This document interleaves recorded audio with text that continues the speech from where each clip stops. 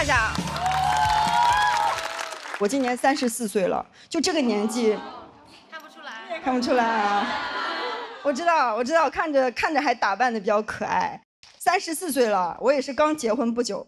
虽然我在一个成熟的年龄结婚，但是我还是对很多婚姻的规则不太理解。就比如说结婚之后要改口，就是我从此以后要叫我对象的爸爸妈妈了。我做不到，我才刚认识他们呀。我跟我亲妈都是在我跟她认识1年之后啊，才开始叫她妈妈啊。刚认识呀，我们平时怎么对待刚认识的人呢？啊，礼貌的对待她，对吧？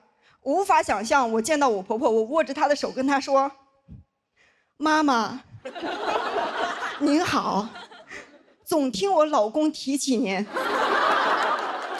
朋友们，我也幻想过自己的婚礼啊，穿着白色的婚纱在草坪上跑来跑去。但你们知道，当一个普通女孩去到一个山东普通小城市的普通婚纱店，我只能见到最常见的那种重工婚纱。重工婚纱就一个特点，就是重。我刚开始还问那个卖婚纱的大姐，我说这个能有多重啊？那个大姐说也就20多公斤吧。20多公斤，这可是飞机托运的极限呀。试穿啊，朋友们，需要2个大姐合力把婚纱放在一个固定的地方，然后那个婚纱不用人扶，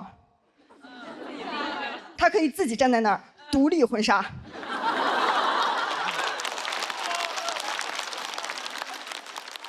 我第一次穿上这衣服啊，呀迷糊了，脸色铁青，我开始缺氧。朋友们，我住过2年的地下室啊，我都从来没有像那一刻一样，我是一口气都抓不上来啊。那玩意儿它会形成一个巨大的白色圆锥形，上面留一个洞，它看起来就像一个坟。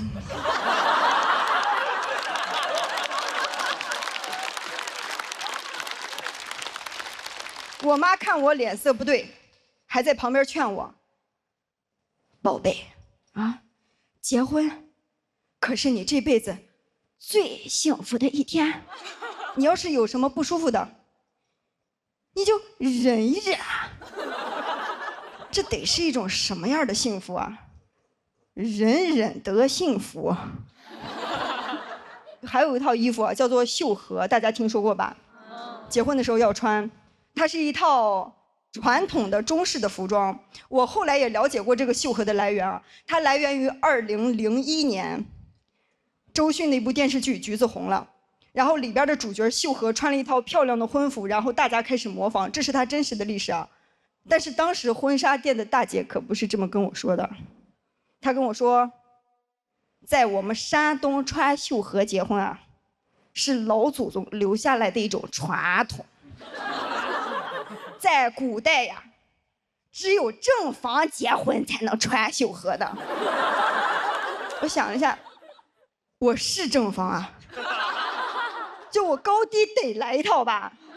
我过了很久之后，我才发现我被骗了，朋友们。我有一天刷短视频啊，我刷到橘子红了，我才发现里边那个绣荷啊，是个三太太啊。还有一套衣服叫做敬酒服，就结婚太麻烦了，要换好多套衣服。我不明白啊，就是我在敬酒的时候，我竟然要专门回去换一套衣服，然后出来给大家敬酒，太复杂了。我小时候看《水浒传》，里边的人敬酒都是不穿衣服的。我吐槽一下我老家那场回门宴吧，我妈太重视这场婚礼了，就她甚至给自己也准备了一套敬酒服啊。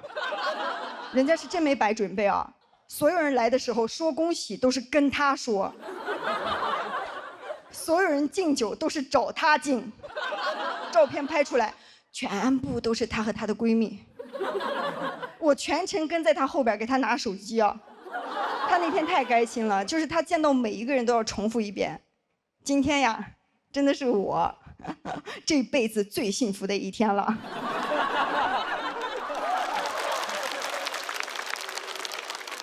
就我在告诉我妈，我说妈妈，你要为自己而活呀。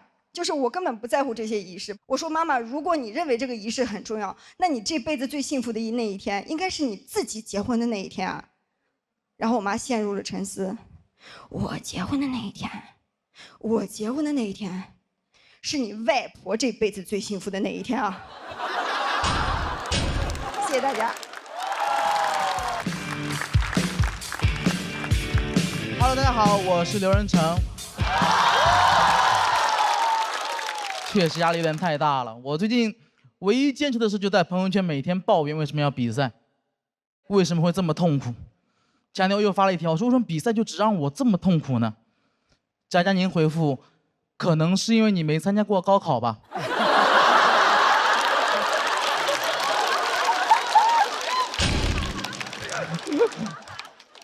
确实比赛比不明白，最近家里有点搞不懂了。说实话，我今年过年，我突然发现我爸他2颗门牙都掉了。我爸现在是个非常新潮的造型，双开门牙。我就发现，当一个中年男人失去了自己的门牙之后，他就失去所有做男人的威严和男子气概，增加了很多幽默感，变得十分滑稽。我爸现在我心目中已经不像是一个父亲了，更像是个父亲。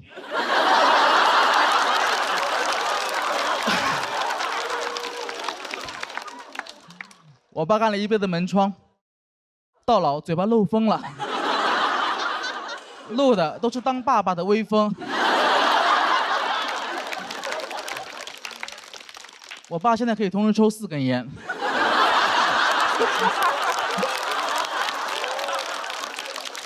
别人抽烟都是散客，他就属于卡座。其实很担心讲这个话题，大家不感兴趣。毕竟这个故事有点老掉牙了。但我爸他掉牙原因并不是因为年纪，是因为他的糖尿病的并发症。他糖尿病有点严重了，到一个很难控制的地步了。不知道为什么会这样子，可能是因为他完全没有控制吧。他对待治疗太消极了，他每天只在打完胰岛素后测血糖。我爸，你骗谁呢？你在干嘛呀？你在做数据？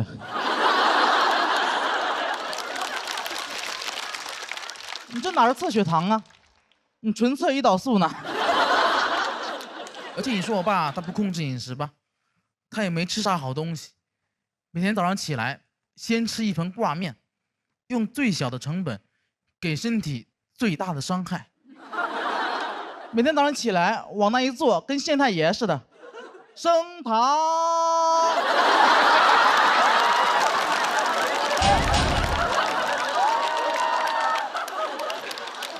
而且我爸他不仅自己早上起来他会喜欢吃挂面嘛，他不仅自己吃，他还特别喜欢给我家狗吃挂面。我特别生气，我觉得你已经因为自己乱吃东西，对吧？已经把自己搞出了一身病了，别给狗也整出病来。我爸说：“哎，不要乱讲，糖尿病主要是因为遗传，不是吃出来的。而且人的病，狗怎么会得呢？”今年2月，我家小狗小黑确诊了糖尿病，给我气坏了。我爸，你再选一个吧，要么是你喂出来的，要么是你遗传的。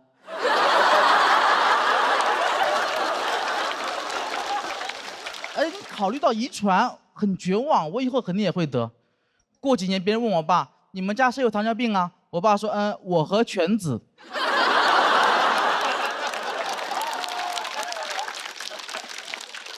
但就像我刚刚说的一样，我现在没有糖尿病。其实这个事也挺奇怪的，因为其实我才是我们家最肥胖那个人，也是饮食最不健康那个人，但我没有糖尿病。你说神奇不神奇？可能也是因为我没查吧。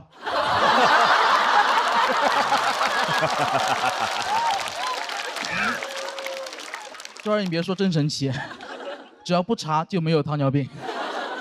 我有点害怕体检，我很久没去体检了。我上次去体检，医生嘱咐我写作业的时候离本子远一点。但就导致这个问题在于，我现在很难劝我爸妈去体检。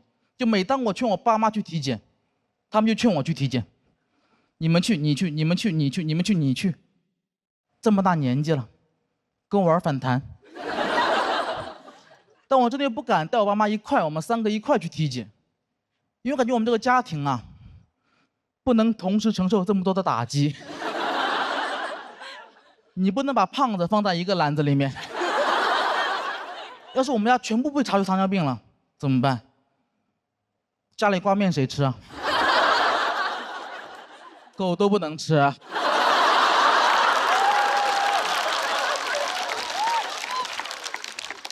但我说这么多啊，我不是在指责我爸，我也并不觉得我比他更懂这个世界，我觉得他有点固执而已。我一直很佩服我爸。我今年28岁了，我爸28岁那年，他已经扛起了一个家，并且成为了胖子门窗的创始人 ，AKA 胖子本人。他开局很艰难，因为他当年他想外出打工，我爷爷是不答应的。我也希望他可以陪他身边种地，两个人就天天吵架，但我爸就一直不屈服，咬紧牙关没有答应。那时候他还可以做到。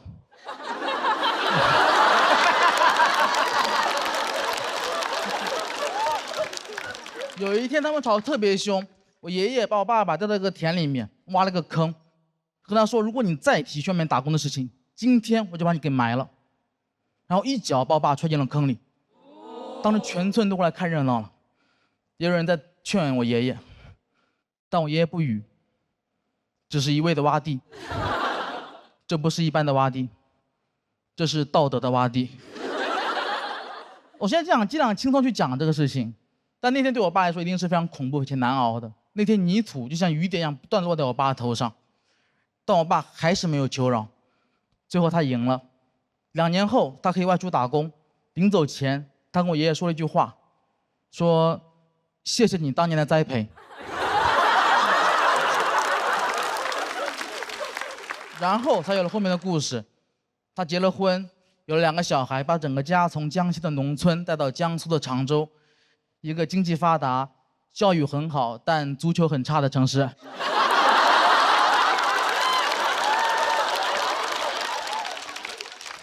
这是后话了。我觉得我不如我爸，因为我比赛已经让我有点喘不过气了。如果我遇到这样打击，我可能就一蹶不振了，我就再也起不来了。我最多在小某书上起号。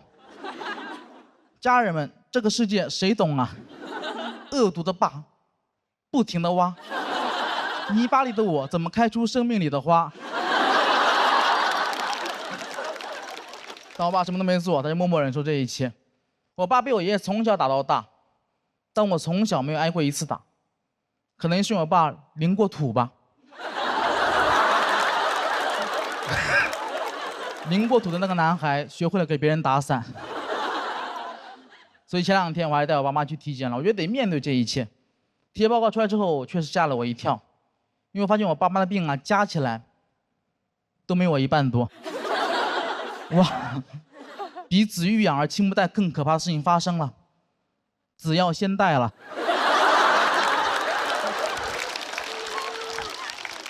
所以那天走出医院的门，我爸爸一向沉默，那天很罕见的开口跟我说了一句话，他说：“儿子，你要照顾好身体啊，你要知道你的健康才是我和你妈最大的幸福。”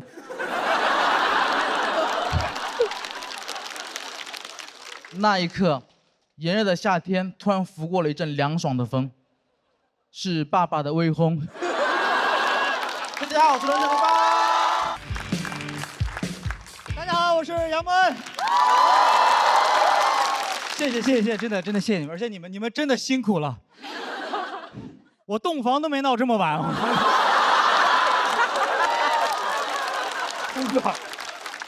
我说前2天刚办完婚礼，那个婚礼其实我觉得我可以很骄傲的说，杨温结婚，大半个脱口秀圈都没来，就不是我人缘不好，就是现在圈子实在是太大了。但是我把程璐和建国请过去了。你们知道现在这2边节目打得如火如荼，我把双方各自的总编剧叫到草原上喝酒唱歌，因为我的婚礼双方停战3天。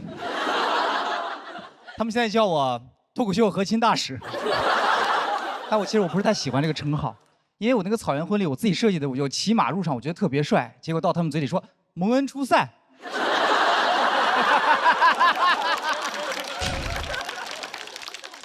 那个马真的非常难控制。我上马之前，教练特意交代说，记住了，他是畜生，你要征服他。说实话，我当时没听进去，马听进去了。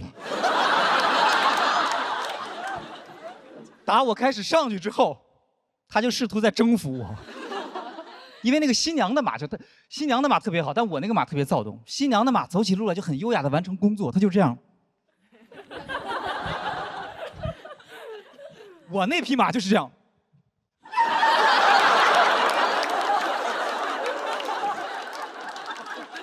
他完全不管我的死活，你知道吗？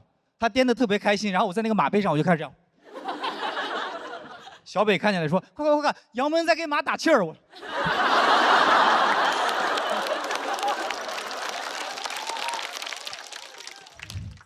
结束之后，所有人都在夸那匹马，他们说：“这个浩瀚的马子，你威武雄壮。”其实开始筹备婚礼之后呢，就是有很多那种落后的婚俗，我就没有办法接受。就是比如说结婚那天一定要穿那个红秋衣、红秋裤，还有红袜子。就咱们难看就不说了，如果你的老公是个光头，我真的诚心建议不要这么穿。因为从远处看，真的很像刚扒了皮儿的火腿肠，是吗？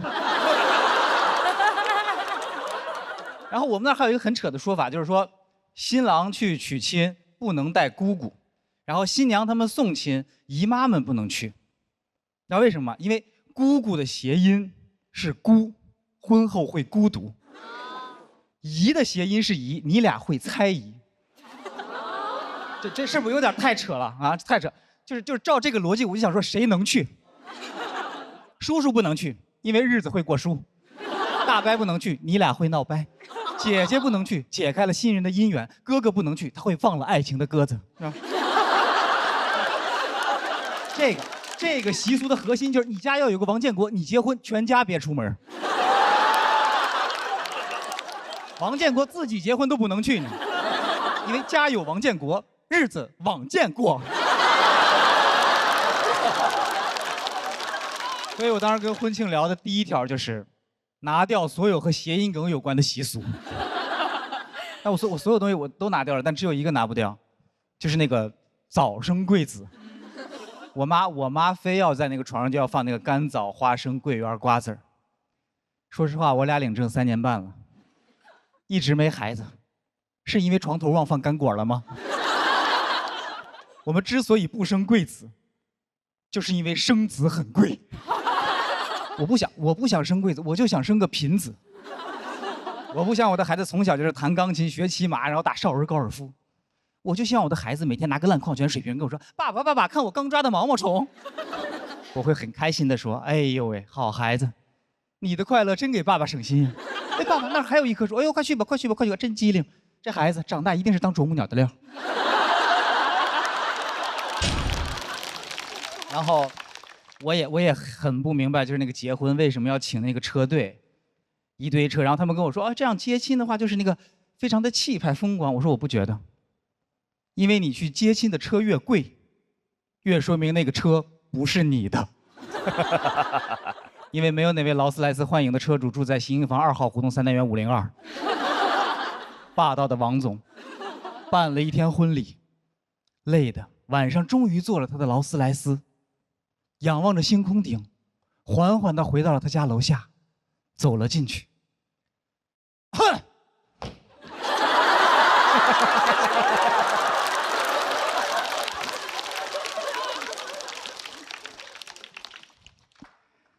喂，小刘，1楼的感应灯记得修一下。我绝不允许我的女人在楼道里跺脚2次。所以就是我觉得一场好的婚礼，你就应该拿掉所有和你没关系的繁文缛节，然后留下真正对你们有意义的事情，比如随份子。随份子这个事儿真的是，我随的是，我觉得我说这人情社会的文化糟粕必须废除。收礼那天，这老祖宗定下的规矩了，谁敢不从？然后我以前参加婚礼的时候，我就想，如果我只去，不给钱，他们会不会发现这个事儿？这次结了明白了，一定会发现，因为不然你们以为洞房花烛夜，一对新人关了门之后会干什么？当然是对账了。不仅对账，我们还得验算。验算的时候，我俩就知道为什么我们俩这么般配了，因为以100为单位的纯加法，2个人算3遍都算不出一样的数来。但是那天晚上非常的开心，那天晚上我们都听到了最悦耳的来自父母的指责。我老丈人晚上在吼我们说：“你俩数钱小点声。”最后，当我们终于忙完了一切，然后精疲力尽的躺了下来之后，刘佩玉含情脉脉的看着我说：“要不咱俩再数一遍？”我真的当时我一个蹬筋我就起来，我掏出计算器，我说就等你这句话呢嘛，归零归零归零。这个我想说就是这个世界上，到底懂不懂不重要，最重要的是有一个懂你的人在身边。我们俩都知道，就是婚姻不一定会让人变得更幸福，但数钱可以。谢谢大家，我是张欢。大家好，我是乐。有没有觉得最近2年这个世界变化的太快了？一会儿打仗，一会儿贸易战。我这个眼镜是进口的，有点磨损了，想买一副新的，碰上了加关税，也没舍得买。这个世界我现在越来越看不清了，小某书也看不懂，上面的生活有点太精致了，不太像真的生活。我倒不是说我多么清醒啊，就是我这个人很难被图片给迷惑到，你懂吗？我是不会被荼毒的，也不会跟着那些图片去打卡的，因为打卡清单就是 to do list， 啊，刷起来也费劲，得配合着读屏软件，碰到字儿他就给你念出来，碰到图片他会给你大概的描述一下有什么。戳穿了一切。刷到过那种文案吗？梧桐区这个展览邂逅夏日呼吸感。读出来是一个人在一幅画前摆姿势拍照。读到本质了，小某书的本质就是摆姿势拍照。啊，非常无情啊，没有 IP， 没有品牌故事。Hello Kitty 叫蝴蝶结猫。拉布布叫呲牙兔，高档白酒叫瓶装致癌物。有些东西就是看不见了，你才看得见。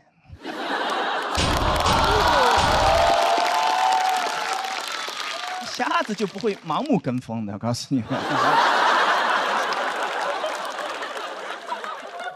为什么对这个东西这么警惕呢？因为这些还算是那种包装起来的洗脑，我每天面对的是那种直接的洗脑，就感觉 U 盘直接插我脑子里了，一进电梯就来了，找工作跟老板谈，跟老板谈，跟老板谈，牙线是谁的妈妈，谁的妈妈，谁的妈妈，摔跤摔跤老摔跤，孩子走路老不稳太难，那稳稳鞋。我家小区电梯被那个承包了。我一出门就是摔跤摔跤摔跤，我一到家还是摔跤摔跤摔。我心想摔跤会不会不是鞋的问题？你要不带孩子去医院瞧一瞧呢？孩子摔跤老不好，多半问题在小脑。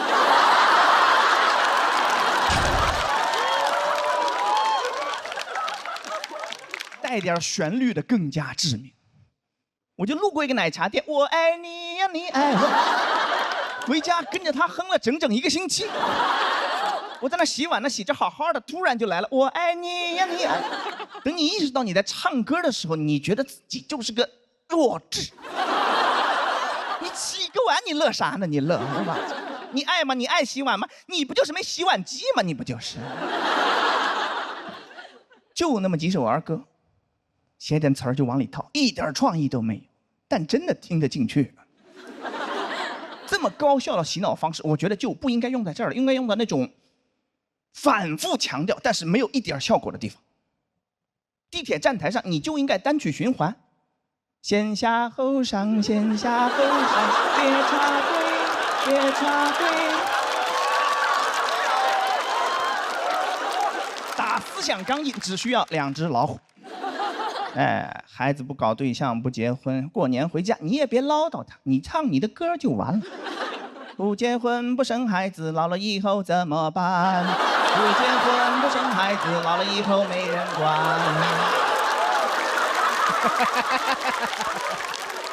孩子年初2就回上海了，过年外卖都点不着，只能自己做饭，吃完收拾在那洗碗。洗着洗着他就来了，不结婚不生孩子，老了以后怎么办？原生家庭可以不要，思想钢印你抹不掉，是吧？信息太爆炸了，我现在有点羡慕聋人。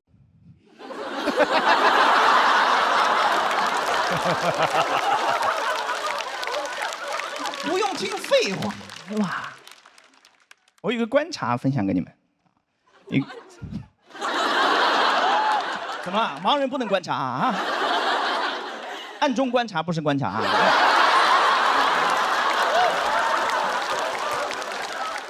但凡有效的信息，他们都会给配上手语。留意过飞机上那个安全演示片吗？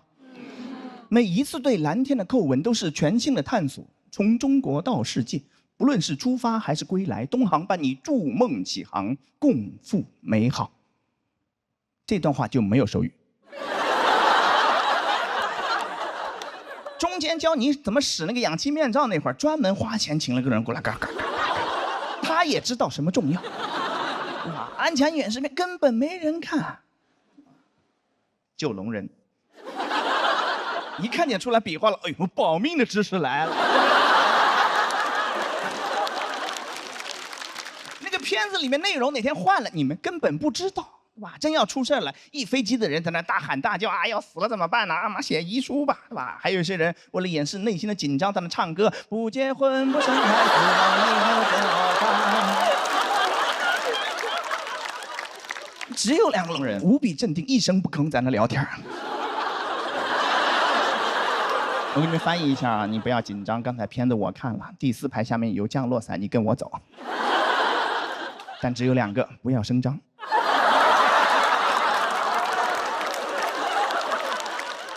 一飞机的人就我最难受，聋人只听干货，普通人玩手机，我就坐那硬听。我在垃圾里面找点干货。这个事儿告诉我们什么道理呢？就是没有配手语的信息都不重要，不用看，不会死人的。钉钉飞书不用看，不会死人的。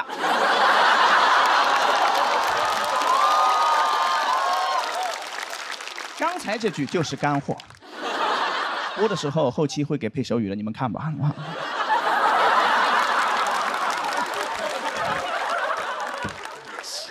哎，我怎么说呢？特别烦这种包装起来的这种虚假的那个情感连接，是吧？我喜欢直接的。演出去过80多个城市，每一个高铁出站口都有一帮大哥在那喊：打车打车，出租车正规出租车，打车打车打车打车。全国80多个城，只有一个例外，宁波。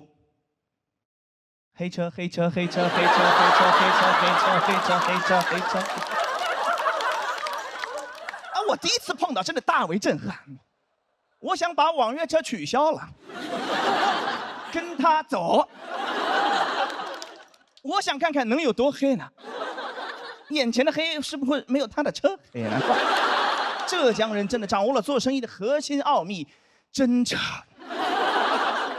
所有人都应该学这个，对吧？别那个什么，我爱你什么甜蜜蜜，你就说柠檬水4块，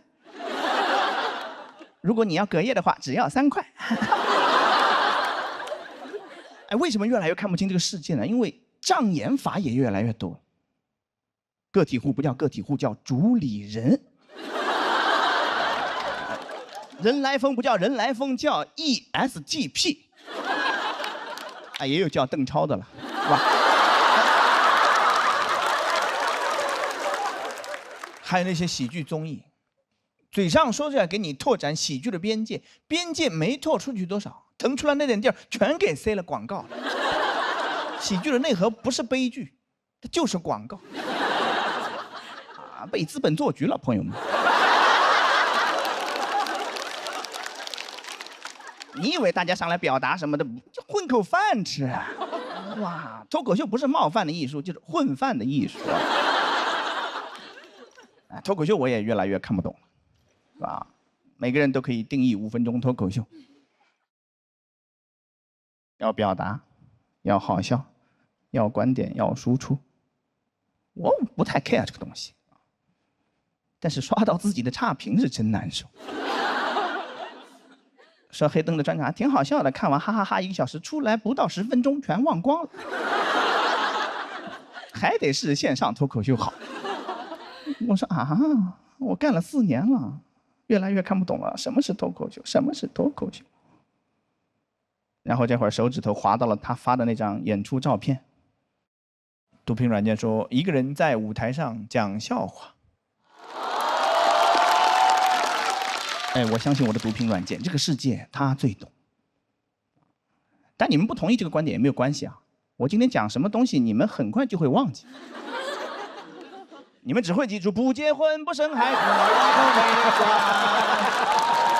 谢谢大家，谢谢大家。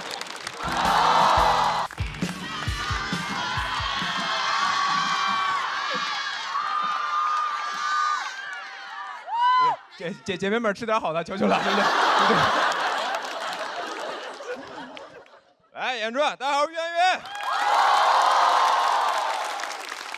哎呀，第2年录比赛了，然后能感受到大家确实热情很多，但我也自己也有一点小经验，我就发现这种曝光机会确实也还是有风险。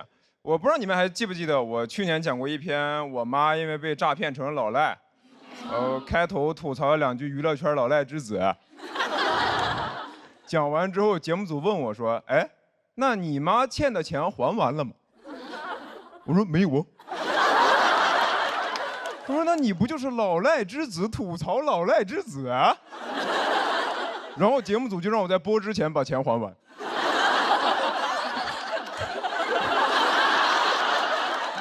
我最后是找朋友借的钱，把我妈欠的钱还了。我说妈，我以后就不是老赖之子了，但你是老赖之母。就是大家录节目都想着多讲、多曝光、多挣钱，我讲这篇稿子血亏，1000多字的稿子欠一屁股债。我不知道你们有没有刷到过那种 report， 于翔宇脱口秀含金量谁懂啊？我懂。哎呀，然后现在真不知道能咋抓机会了。你看今年还都说这个 AI 是风口、时代红利，但你一般也就只能想到用 AI 继续干活。我试了一下用 AI 写段子，我说帮我写一篇脱口秀稿子，模仿于翔宇的风格，要能喜单夺冠。但因为我段子公开数据量没有那么大，所以他模仿的就不是很像。他给我的表演指导是在舞台上疯狂踱步。声音提高8度，我说哎，我是教主。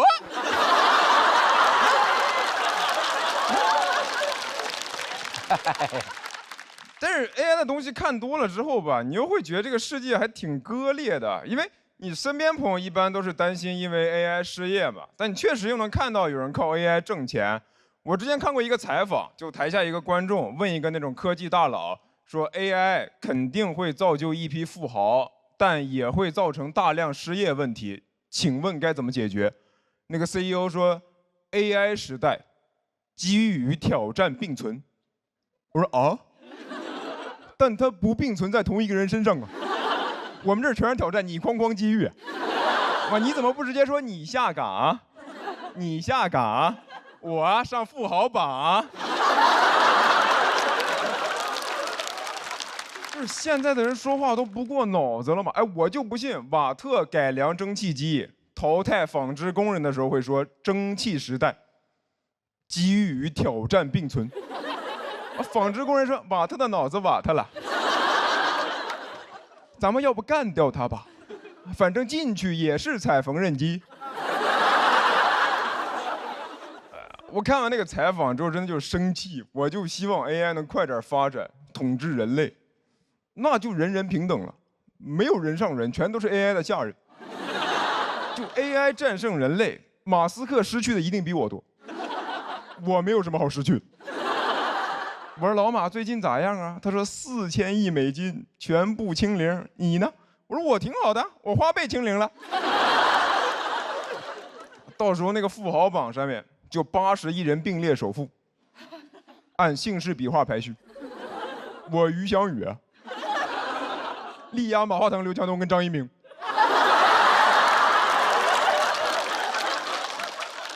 所以我现在就真的很烦这些漂亮话，什么机遇挑战并存，一代人有一代人的机会，拥抱变化。你看最近几年确实变化很多啊，经常就市场大起大落。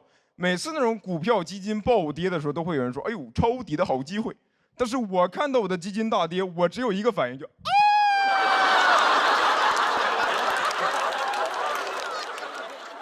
我现在觉得机会啊，有时候你就是留给本来就有机会的人。你不可能没那个条件就无脑冲吧，就啥也没有，但就像巴菲特一样思考，像谢霆锋一样卖烤肠，像吴彦祖一样教英语。那谢霆锋卖烤肠卖了15个亿，我也去卖烤肠，红利被他抓走了，我被城管抓走了。那你说我要是卖烤肠能卖15个亿，那一听就不合法。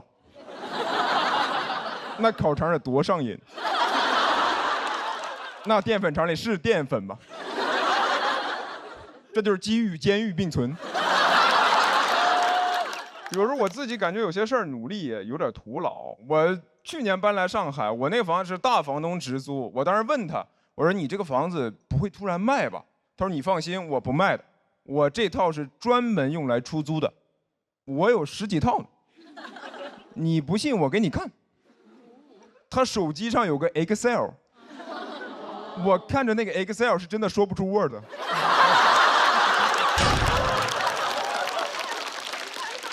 我当时都不想要他的房子了，我就想加入他的家庭。我想问那个大房东，我能不能做你的2房？我拥抱变化，你拥抱我。然后其实现在大家都能感觉到嘛，现在就是机会没那么多了嘛，对吧？以前可能是这个风浪越大鱼越贵，嘛，现在就是风浪越大风浪越大。我感觉我就不是那种所谓能吃到红利的那种时代弄潮儿，我顶多就是个时代赶海儿，就这个浪潮退去，我才会出来。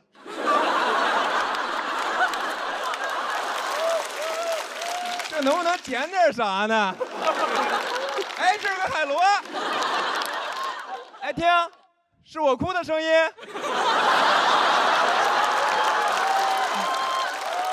一抬头，弄潮在那开香槟庆祝呢。我说，哎，那瓶子喝完还要吗？这里面吴佳云。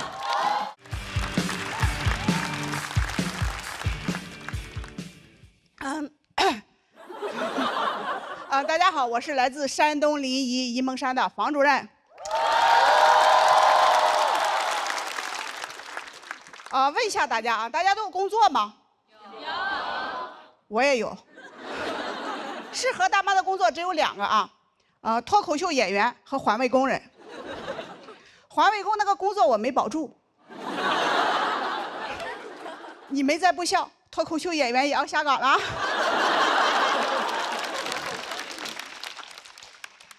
当脱口秀俱乐部老板邀请我来讲脱口秀，好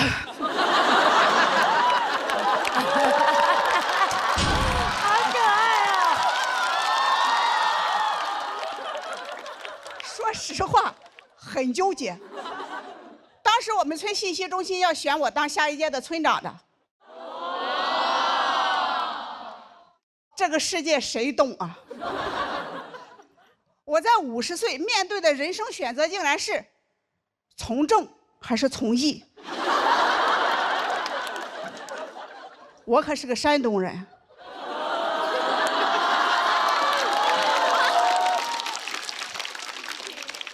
我说我们村长每个月工资2600，俱乐部老板说我每个月给你3000。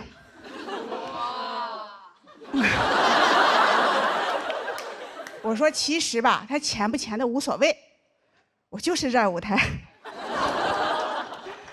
我问老板什么是脱口秀，老板说就是站到台上讲讲别人的坏话。我说这不碰到我强项了吗？我有着30年专业造谣和传谣的经验。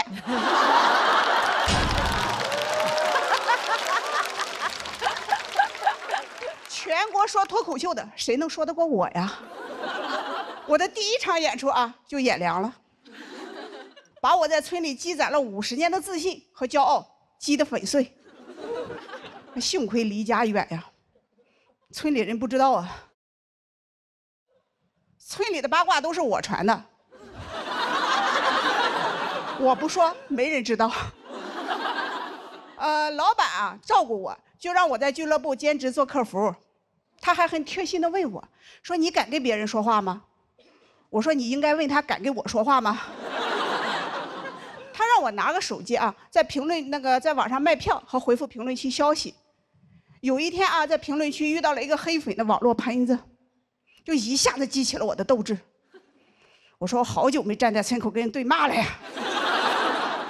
但我忽略了一点就现在的小年轻打字速度太快了。家人们呢？我1分钟才打8个字。我1条骂人的信息没打完，未读信息已经99加了。别说回了，我看我都看不过来，我气得那个直哆嗦，一哆嗦1分钟打3个字。我就好想跟他们来一场线下面对面的实战哪怕他们来的人再多，我骂不过，我还能往地上一躺。我就问他服不服。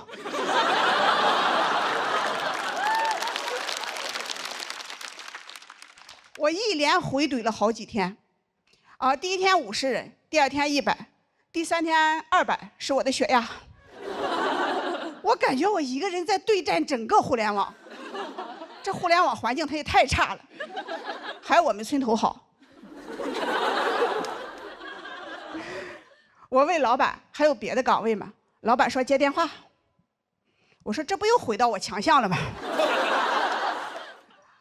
上岗的第1天就被投诉了，说我态度不好。我说我哪态度不好了？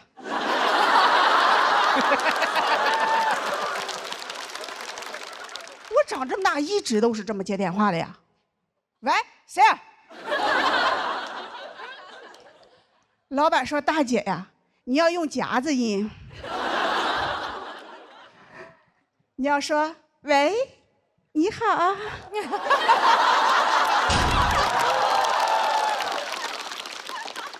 对方打过电话来说这里是脱口秀剧场吗？我说喂，你好啊。对方说我要买票，我说喂，你好啊。又把我投诉了，说我恶心。老板说大姐呀，你继续说下一句啊。我说老板，下一句我夹不住了呀。大城市太难混了，都说当代年轻人吃不了苦，那当代老年人他也吃不了呀。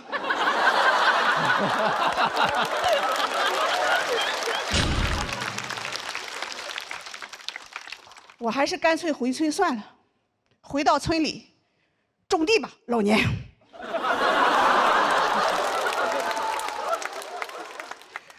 直到有一天我信息中心的朋友给我打电话，我拿起手机来就说：“喂，你好。”电话那头传来熟悉的乡音，说：“哎，这是方主任电话吗？”我说：“是我。”我朋友说：“俺娘嘞！”这城里人他就是不一样了哈。我说你不懂，在大城市工作说话他就这样。我朋友说你在城里天天干啥呢？我说我就是接电话，回消息。我朋友说你1个月挣多少钱呀？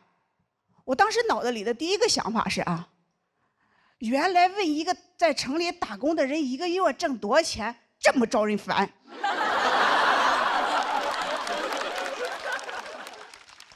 我一想到啊要被村里那些7大外甥8大侄女的嘀咕，我那股好强劲就上来了。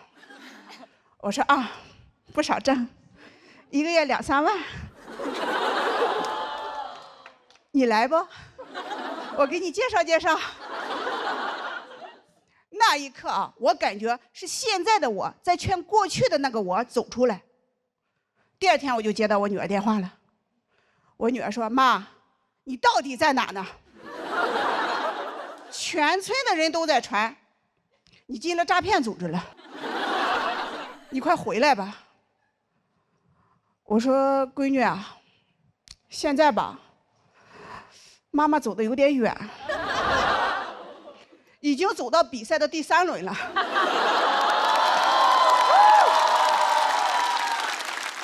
之前吧。还拿到了1块复活的金牌，就是有点挺不住了。但每一个来大城市打拼的人，在他挺不住的时候，都会想再拼一把，来都来了。谢谢大家，我是房主任。